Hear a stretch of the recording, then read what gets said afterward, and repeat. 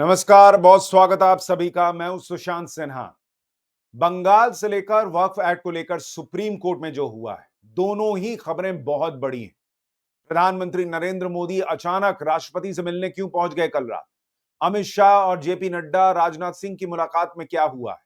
क्या बंगाल में राष्ट्रपति शासन लगने वाला है? और वक्फ कानून को लेकर जो लोग दौड़े दौड़े सुप्रीम कोर्ट गए थे, वहां क्या हुआ है? आज इस वीडियो में बहुत कुछ है आपको बताने के लिए। एक एक चीज डिटेल से बताऊंगा कि सुप्रीम कोर्ट में क्या क्या हुआ, कैसे सुप्रीम कोर्ट से बड़ा झटका लगा है जो वक्फ कानून को रोकना चाहते थे उन्हें। ये सब आज इस वीडियो में। लेकिन पहले आपकी राय कि सुप्रीम कोर्ट ने जो कहा। अच्छा, पहले आपको खबर बता दूं कि बड़ी खबर जो आ रही है वो ये है कि सुप्रीम कोर्ट जो है उसमें इस मामले की आज सुनवाई हुई है, वक्फ कानून को लेकर जो चैलेंज किया गया था। और उसमें उस जजेस के बेंच में सीजेआई भी शामिल थे। और सुप्रीम कोर्ट ने बड़ी बात कह दी है कि भाई कानून पर जो कहा जा रहा है कि तुरंत इस पर रोक लगा दीजिए, सुप्रीम कोर्ट ने कह दिया है कि कानून पर रोक की मांग को लेकर दलील सुनूंगा भी नहीं। यानी सुप्रीम कोर्ट ने क्लियर कर दिया है कि वक्फ कानून जो संसद से पास हो चुका है उसको रोकने का सवाल तो अभी है ही नहीं। और अभिषेक मनु सिंघवी के बाद कुछ याचिकाकर्ताओं ने कानून पर रोक की मांग की, जिस पर चीफ जस्टिस ऑफ इंडिया ने कहा कि अब वो कानून पर रोक की मांग को लेकर किसी याचिकाकर्ता को नहीं सुनेंगे। सीजेआई ने कहा कि बस हो गया, अब हमें मौका दीजिए। यानी एक चीज तो बहुत क्लियर हो गई कि जो लोग सोच रहे थे कि छाती पीटते हुए सुप्रीम कोर्ट जाएंगे और वहां पर इस वक्फ कानून पर रोक लगवा लेंगे, वहां से क्लैरिटी ये मिल गई है कि वक्फ कानून पर सुप्रीम कोर्ट फिलहाल कोई रोक नहीं लगा रहा है। और इस पर आपकी राय क्या है कमेंट करके जरूर बताइएगा। लेकिन इतनी ही बात नहीं है, सुप्रीम कोर्ट में अभी बहुत कुछ हुआ है, अभी आपको वो भी सुनना चाहिए। लेकिन उसके पहले एक चर्चा इस बात को लेकर भी उठ रही है कि भाई आखिर प्रधानमंत्री नरेंद्र मोदी राष्ट्रपति द्रौपदी मुर्मू से मिलने के लिए कल रात क्यों गए थे? ऐसा क्या हुआ, क्या चर्चा करने गए थे? और बहुत जगह चर्चा हो रही है कि हो सकता है बंगाल में राष्ट्रपति शासन लगने वाला हो सकता है कि कोई और बड़ी खबर हो, क्या हो सकता है, कैबिनेट में फेरबदल होने वाला है क्या, इसको लेकर भी चर्चा हो रही है। अच्छा, एक और तस्वीर कल रात आई कि कल जेपी नड्डा जो हैं, उनके घर पर अगर आप देखेंगे, जेपी नड्डा के घर पर अमित शाह पहुंचे वहां पर। इसके अलावा वहां पर जेपी नड्डा के घर पर राजनाथ सिंह पहुंचे और देर रात ये लोग मिलकर जेपी नड्डा के घर से निकले। तो इसलिए भी चर्चा बहुत तेज है कि आखिर चल क्या रहा है सरकार के अंदर। पीएम का राष्ट्रपति से मिलना, जेपी नड्डा के घर पर अमित शाह और राजनाथ सिंह की मुलाकात होना। और इसलिए अगर आप देखेंगे तो ममता बनर्जी थोड़ी घबराई दिख रही हैं। वो आज मौलानाओं मौलवियों से एक मुलाकात कर रही थी और उन्होंने कहा कि भाई योगी जो है वो सबसे बड़े भोगी हैं, कुंभ में भगदड़ पर कुछ नहीं बोलते। और दंगाई क्योंकि सीएम ने योगी ने कह दिया था कि भाई ममता तो शांति दूत कहती हैं दंगाइयों को, इनका लातों के भूत का इलाज जो है वो बातों से नहीं हो सकता। तो ममता बनर्जी थोड़ी घबराई घबराई लग रही है। और आज उन्होंने बताया मतलब कुंभ में भगदड़ हुई, उसकी तुलना ये बंगाल में जानबूझ के जो घर जला दिए गए, जो हिंसा हुई उससे कर रही। क्या ही मतलब लॉजिक है। और जिन लोगों पर आरोप है, भाई जय श्री राम का नारा सुनते तो गाड़ी रुकवा के उतर जाती है। और यहां इतनी बड़ी हिंसा जो है वो हिंदुओं के खिलाफ हो गई, लेकिन वहां मौलानाओं मौलवियों को बुला के उनसे अपील कर रही है कि भाई आप हिंदू मुस्लिम की एकता जो है वो स्थापित कीजिए। वाह भाई, गजब का हिसाब चल रहा है। खैर, बंगाल में क्या हो रहा है उस पर बाद में आऊंगा। लेकिन आपको यह भी दिखा दूं कि बंगाल के समर्थन में आप देखिए किस तरह से मतलब थिथरई हो रही। ये रवीश कुमार हैं, ये वीडियो बनाकर इनका एक क्लिप वायरल हो रहा है जिसमें ये कह रहे हैं कि बंगाल में हुई घटना को बढ़ा चढ़ा के दिखाया जा रहा है। बंगाल से आ रही खबरों में विश्वसनीयता नहीं है, क्योंकि इनके हिसाब से सो कॉल्ड गोदी मीडिया मीडिया दिखा रहा है। और बंगाल से आई खबरों पर रिएक्ट न करें, कुछ दिन तक रुक जाइए। मतलब मैं कसम से बॉस, मैंने इससे ज्यादा बेशरम आदमी जिंदगी में नहीं देखा। मैं ऐसे शब्दों का इस्तेमाल नहीं करना चाहता, लेकिन बंगाल से जो महिलाओं और बच्चियों के रोने की तस्वीरें आ रही हैं, लोगों के घर जल गए, उजड़ गए। और ये आदमी कह रहा है कि कोई ऐसी कोई बहुत बड़ी चीज नहीं हुई है, जो खबरें आ रही हैं उस पर अभी रुकिए, क्योंकि तुम्हारा घर सेफ है, तुम्हारे घर में बीवी बच्चे सेफ हैं, इसलिए तुमको फर्क नहीं पड़ रहा वहां हिंदुओं के साथ क्या हो रहा है। कैसे आदमी हो यार, कैसे पत्रकार हो? हर चीज में झूठ बोलना, हर चीज में घुमाना, कृषि कानून के मामले में झूठ और भ्रम फैलाना, सीए एनआरसी पर यही तमाशा। और अब बंगाल में जो हो रहा है उसमें अभी रुक जाइए। क्यों रुक जाइए भाई? जो चीज हो रही है वो दिख नहीं रहा है। और इतना तुमको विश्वास नहीं तो उठो और चले जाओ वहां, खुद कर दो रिपोर्टिंग। ऐसी चीजें ना करो कि ऊपर वाले के पास भी जगह ना मिले। आप वैसे भी जाकिर नायक तो कह ही चुका है, ये कितना भी प्रोपेगेंडा में शामिल हो लेकिन है काफिर, और इसको जो है वो जन्नत में जगह नहीं मिलेगी, नरक में ही जगह मिलेगी, लेकिन हरकतें ऐसी हैं कि वही होगा ही। खैर, मैं बोलना नहीं चाहता ये सब, लेकिन आदमी मजबूर कर देता कि मतलब इस लेवल पे तुम लोग गिरो यार। किसी का घर जल गया, कुछ हो गया कम से कम, और इसके कैसे हिंदू रिश्तेदार हैं। मुझे तो लगता है इनके रिश्तेदारों को इनका बॉयकॉट कर देना चाहिए कि कैसे आदमी हो यार तुम। खैर, बंगाल पर बाद में आऊंगा। पहले आपको दिखाता हूं कि इस पूरे मामले में इतने महानुभाव जो है वो सुप्रीम कोर्ट पहुंचे हुए थे, और सुप्रीम कोर्ट में आज जब सुनवाई हुई तो रोक तो नहीं लगी इस कानून पर, लेकिन पहले कपिल सिब्बल गए सुप्रीम कोर्ट में। सीजीआई ने कहा कि भाई कौन कौन बोलना चाहता है बोलिए, मतलब सब तो नहीं बोल सकते, तो पहले कपिल सिब्बल ने बोलना शुरू किया। कमाल की बात देखिए कि इस पूरे मामले में सारे जो मोस्टली वकील थे वो सारे हिंदू वकील गए थे वहां पर लड़ाई लड़ने के लिए मुसलमानों के वक्फ एक्ट के लिए।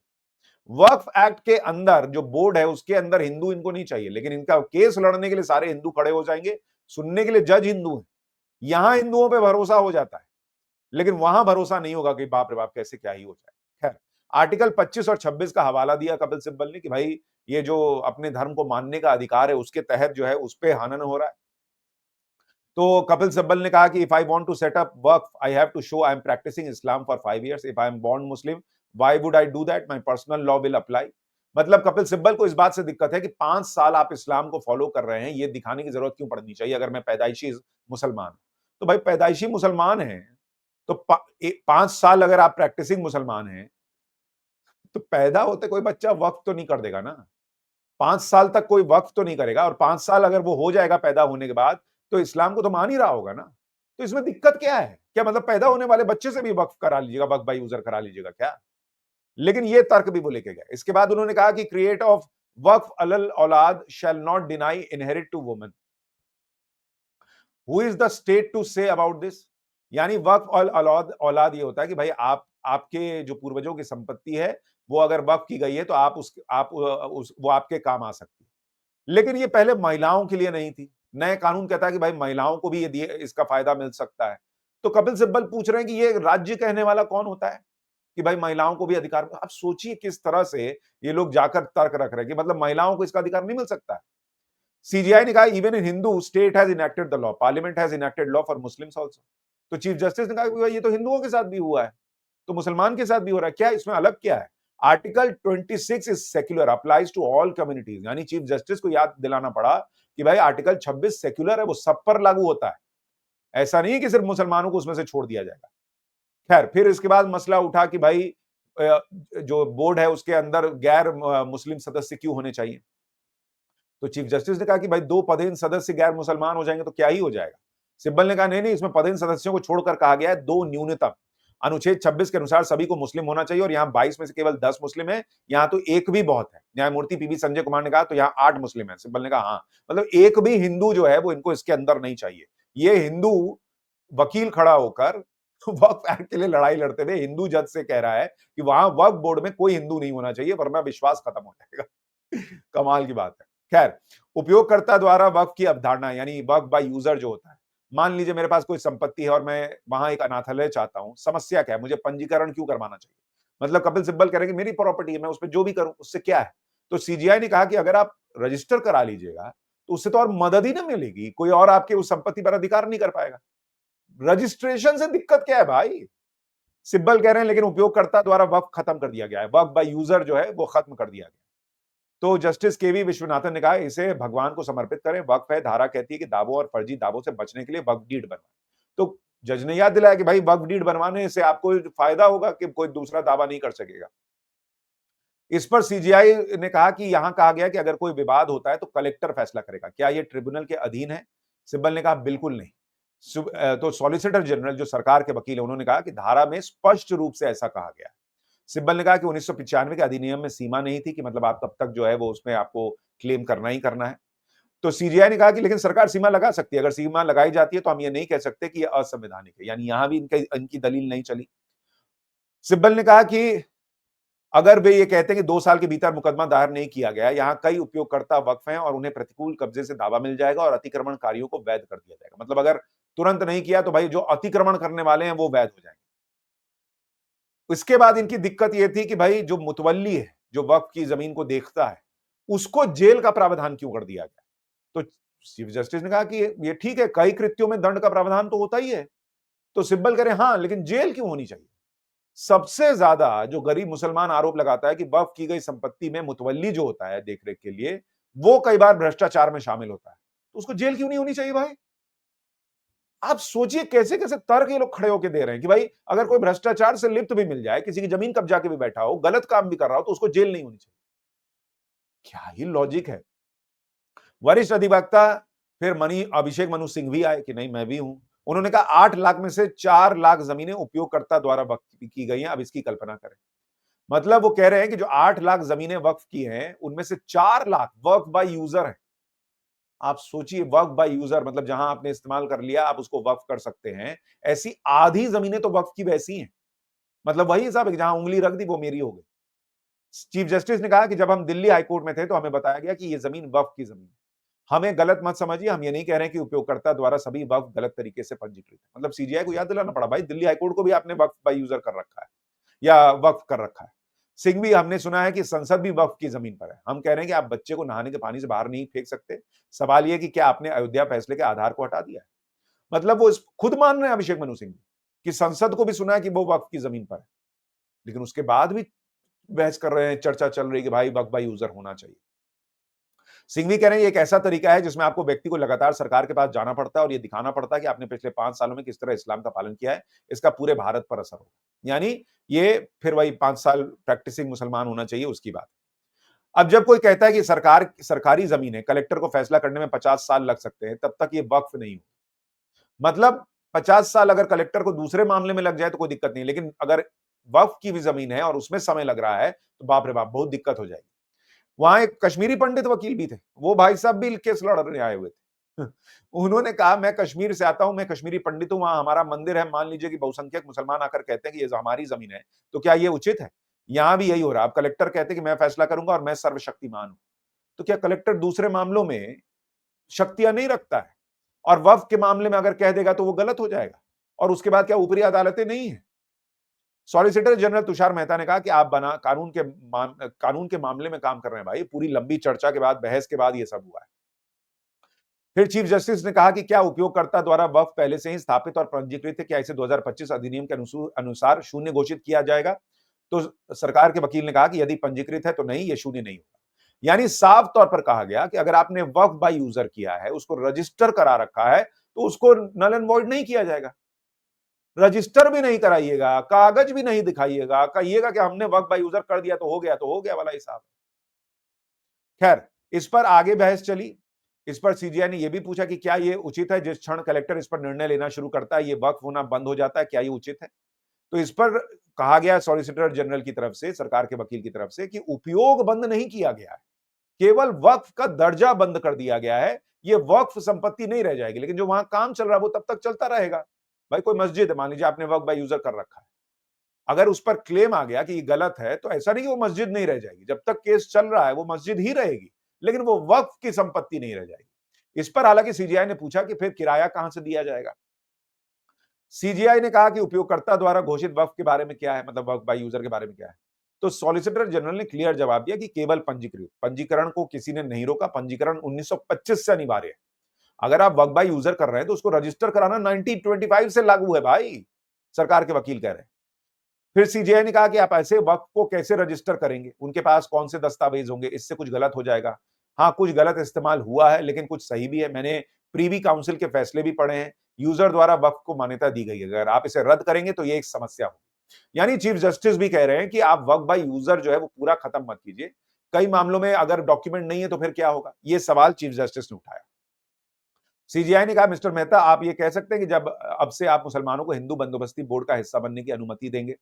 सीजीआई तो एक्ट के अनुसार 8 सदस्य मुस्लिम हैं, 2 जज मुस्लिम नहीं हो सकते, फिर बाकी गैर मुस्लिम है। सॉलिसिटर जनरल ने कहा तो ये बेंच भी मामले की सुनवाई नहीं कर सकता इस हिसाब से, तो क्योंकि वो कह रहे हैं यहां भी तो वकील हिंदू लड़ रहे हैं और जज भी हिंदू हैं। इस पर चीफ जस्टिस ने कहा कि क्या जब हम यहां बैठते हैं हम अपना धर्म खो देते हैं? हमारे लिए दोनों पक्ष एक जैसे हैं, आप इसकी तुलना जजों से कैसे कर सकते हैं? फिर हिंदू बंदोबस्ती के सलाहकार बोर्ड में गैर मुस्लिम क्यों नहीं है? ये चीफ जस्टिस ने पूछा कि भाई वहां भी गैर मुसलमानों को डाल दीजिए।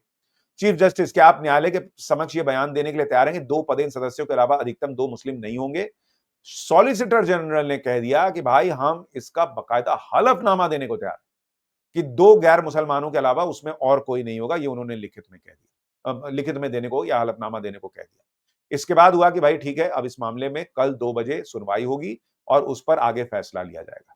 तो ये पूरी प्रक्रिया जो है वो आज हुई है वक्फ के मामले में सुप्रीम कोर्ट में, जिसमें वक्फ एक्ट पर रोक लगाने से सुप्रीम कोर्ट ने मना कर दिया है और साफ कह दिया है कि भाई कुछ चीजें हैं जिनको लेकर सवाल जवाब है, उस पर कल 2 बजे सुनवाई होगी, फिर आगे का फैसला लिया जाएगा।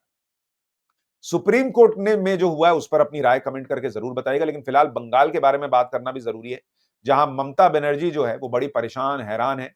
उन्होंने कह दिया है कि मुर्शिदाबाद दंगा जो है वो भाजपा और बीएसएफ की मिलीभगत थी, बांग्लादेशी घुसपैठी बुलाकर दंगे करवाए। अब आप सोचिए, अब इसमें क्या ही बोलने को रह गया भाई। वहां मौलानाओं को बुलाकर स्टेडियम में चर्चा कर रही हैं, एक बार भी हिंदू परिवारों से मिलने नहीं गई हैं जिनके घर जल गए, जो आंसू बहा रहे हैं, जो रो रहे हैं, जो घर छोड़ छोड़ के भाग रहे हैं, उनसे मिलने नहीं गई।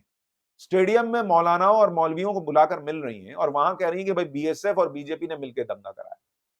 तो जब बीएसएफ और बीजेपी ने मिलकर कराया तो फिर इन मौलानाओं और मौलवियों को क्यों बुलाया? फिर छोड़िए, फिर बीजेपी पे एक्शन लीजिए, बीएसएफ वालों पर एक्शन लीजिए। फिर इनको बुला के क्या शांति की अपील कर रही हैं जब इन्होंने कुछ किया ही नहीं? मैं समझ नहीं पाता हूं कि मुस्लिम वोट बैंक की पॉलिटिक्स के लिए इस देश में नेता किस लेवल पे जाएंगे और उनको कितना कॉन्फिडेंस रहता है कि मैं ये सब भी कर दूं तो भी हिंदू वोट जो है वो जाति में बट के तो मेरे पास आ ही जाएगा। खैर, उन्होंने एक बात और कही जिसका बड़ा वीडियो वायरल हो रहा है, वो भी सुनवाता हूं। परिस्थिति जानें ना, Bengal is the border of Bangladesh, Nepal, Bhutan, Sri Lanka. Bengal is the border of Bangladesh, Nepal, Bhutan, Sri Lanka. अब इसका बड़ा मजाक बीजेपी बना रही है कि बंगाल, बांग्लादेश, नेपाल, भूटान और श्रीलंका। श्रीलंका यहां नीचे दक्षिण में है, वो कब से बंगाल के बॉर्डर में आ गया भाई? लेकिन वो कह रही है तो कह रही है। तो इस तरह की चीजें चल रही हैं और मुझे लग रहा है कि ममता बनर्जी ने इसी जगह से ये भी कहा कि इंडी अलायंस को साथ में आना चाहिए, आज देखना चाहिए कि ये जो हो रहा है ये आपके साथ भी हो सकता है। ये भी दिखाता है कि ममता बनर्जी भी थोड़ा घबराई हुई, हो सकता है कहीं राष्ट्रपति शासन ना लग जाए और इसलिए वो इस तरह से इंडी अलायंस, जिसको वो कहती थी कि भाई यहाँ कोई इंडी अलायंस नहीं है बंगाल के अंदर, वहां अब इंडी अलायंस को बुलाने की बात कर रही है, वहां उनसे साथ आने की बात कर रही है। तो ये भी ममता बनर्जी की घबराहट दिखाता है। हालांकि जो प्रधानमंत्री की मुलाकात हुई है राष्ट्रपति से, उसको लेकर अभी कोई क्लैरिटी मिल नहीं रही है सूत्रों के हवाले से भी। कुछ लोग कैबिनेट रिशफल की बात कर रहे हैं, कुछ लोग बंगाल पे चर्चा होने की बात कर रहे हैं, बहुत कुछ है। लेकिन बंगाल में राष्ट्रपति शासन लगना, कई बार यह भी कहा जा रहा है कि राष्ट्रपति शासन लगना चाहिए। देखिए, एक त्वरित फैसला तो यह हो सकता है, लेकिन अगर आप इसको लॉन्ग टर्म में देखेंगे, भाई आप राष्ट्रपति शासन लगाएंगे, कितने दिन के लिए लगाएंगे? 6 महीने? उसके बाद क्या होगा? यही ममता बनर्जी लौटेंगी या चुनाव होगा और उस चुनाव में वो बंगाली अस्मिता का मुद्दा लेकर, भाई एक टांग में प्लास्टर लेकर पिछले चुनाव में उन्होंने खेला कर दिया था। इस बार वो कहेंगी कि बंगाल को खत्म करने के लिए देखिए राष्ट्रपति शासन लगा है, तो वो बंगाली अस्मिता के नाम पर फिर चुनाव जीत जाएंगे। इसलिए कई लोगों का, कई जानकारों का ये मानना है कि राष्ट्रपति शासन लगाना हल नहीं है। वहां जिन लोगों को अगर इस व्यवस्था से दिक्कत है, उन्हें तो हिम्मत जुटानी होगी, अपनी लड़ाई लड़नी होगी और लोकतांत्रिक तरीके से अगर आपको यह सरकार पसंद नहीं है तो उसको उखाड़ फेंकना होगा। क्योंकि राष्ट्रपति शासन 2 महीने, 4 महीने, 6 महीने लगेगा, क्या हर बार तो नहीं लग सकता। और राष्ट्रपति शासन लगने के बाद ममता बनर्जी जो है, उनके मजबूत होकर चुनाव जीतने की संभावना और बढ़ जाएगी। इसलिए जिनको भी इस व्यवस्था से दिक्कत है, उनको हिम्मत से ही काम लेना होगा और वहां न्यायिक लोकतांत्रिक तरीके से जो अपने हित में फैसला है उसके लिए कदम उठाना होगा, भागने से नहीं होगा, चाहे कितनी मुश्किलें आए, कितनी भी दिक्कतें आए। और इसलिए वहां पर चुनाव ही समाधान है। अगर आपको लगता है गलत हो रहा, नहीं गलत हो रहा, जो ममता बनर्जी कह रही है वो सही है, तो फिर वो चलता रहेगा मामला जैसा चल रहा है। अगर आप हिम्मत नहीं जुटाएंगे इस व्यवस्था के खिलाफ, तो आप वैसे ही रहेंगे जैसे आज है। खैर, ये चीजें चल रही हैं, देखते हैं आगे क्या होगा। अपनी राय जरूर दीजिएगा। फिलहाल के लिए नमस्कार।